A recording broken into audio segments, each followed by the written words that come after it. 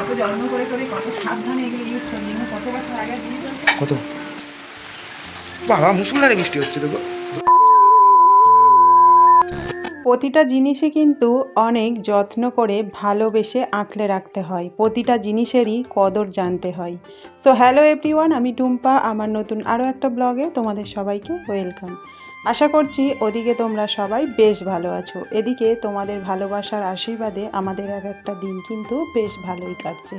তাহলে চলো আজকের ভিডিওটা শুরু করা যাক। প্রথমেই বলি, তোমরা কে কোথা থেকে আমার এই ভিডিওটা দেখছো অবশ্যই করে কিন্তু কমেন্ট বক্সে একটা কমেন্ট রেখে যেও। দেখো, সকাল সকাল তো ঘুম থেকে উঠে পড়েছি, ছেলে চলে গিয়েছে পড়তে। আর তোমরা তো জানো রেগুলারের একই কিন্তু আমাদের কাজকর্ম থাকে, মানে বাসি কাজকর্ম আমাদের প্রত্যেকেরই কিন্তু রেগুলার থাকে, সেগুলোকে আমাদের করতেও হয়। তো সকালে ঘুম থেকে উঠে একটু তো ব্যায়াম করি, তোমরা তো জানো, যেহেতু আমি এখন ডায়েট করছি।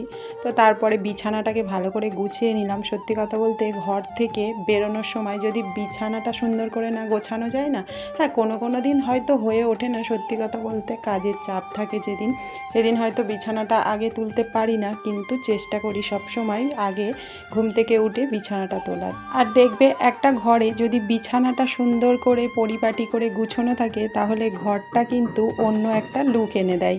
যাই হোক, তারপরে দেখো ওপরে তো চলে এলাম, এসে কিন্তু আমি বাসি কাজকর্ম করতে শুরু করে দিয়েছি। মানে ওই যে গ্যাস মোছা, বাসন মাজা, ঘর মোছা, এগুলো তো আমাদের রেগুলার থেকেই যায় আর কি। আর এগুলোকে খুব যত্ন সহকারে কিন্তু করতে হয়।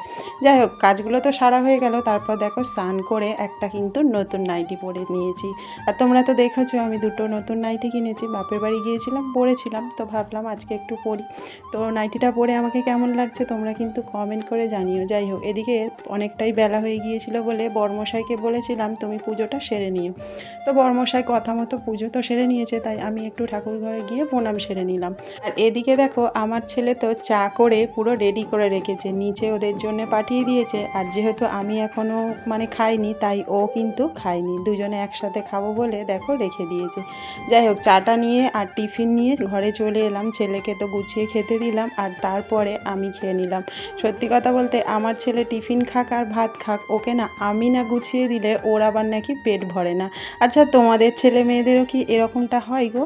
আমার তো মনে হয় এরকমটা সব বাচ্চাদেরই হয়। যাই হোক, এদিকে দেখো ছেলের জন্মদিন কবে চলে গিয়েছিল, কিছু জিনিস বার করেছিলাম মানে কাঁচের, ওকে সুন্দর করে গুছিয়ে খেতে দিয়েছিলাম, তোমরা সবাই দেখেছো। তো সেই জিনিসপত্রগুলো আর গুছিয়ে তোলা হয়নি। আর কাঁচের জিনিস খুব সাবধানে ব্যবহার করতে হয়, তোমরা তো জানো। সত্যি কথা বলতে এগুলো অনেক পুরনো জিনিস, মানে আমার ছেলে তখন হয়নি, তখনকার জিনিস, জানো তো।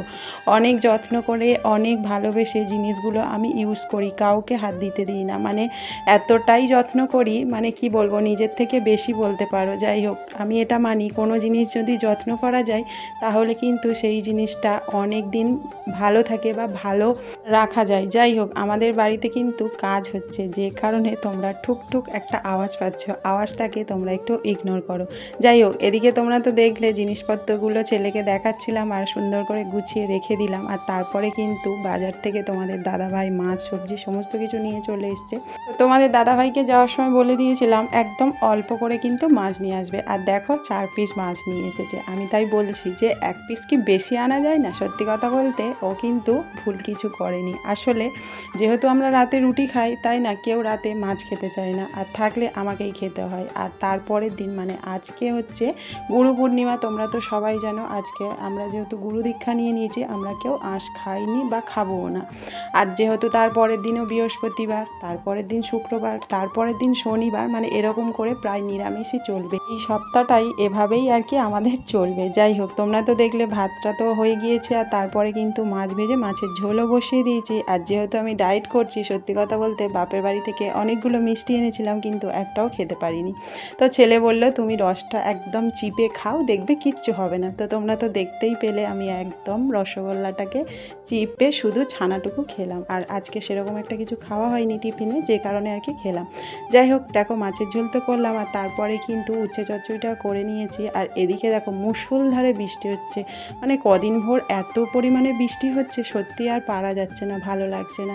যাই হোক, তারপরে রান্না কমপ্লিট করে নিয়ে শাশুড়ি মাকে তো ভাত দিয়ে দিলাম, আর আমার ছেলেরও দেখো ভাত নিয়ে বসে পড়লাম। এদিকে আমি তো খেতে শুরু করে দিয়েছি, আর ছেলেকে বলছিলাম তুই এসো খেতে বসে যা। যাই হোক, ভিডিওটা কেমন লাগলো কমেন্ট করতে ভুলো না। দেখা হচ্ছে পরের ভিডিওতে।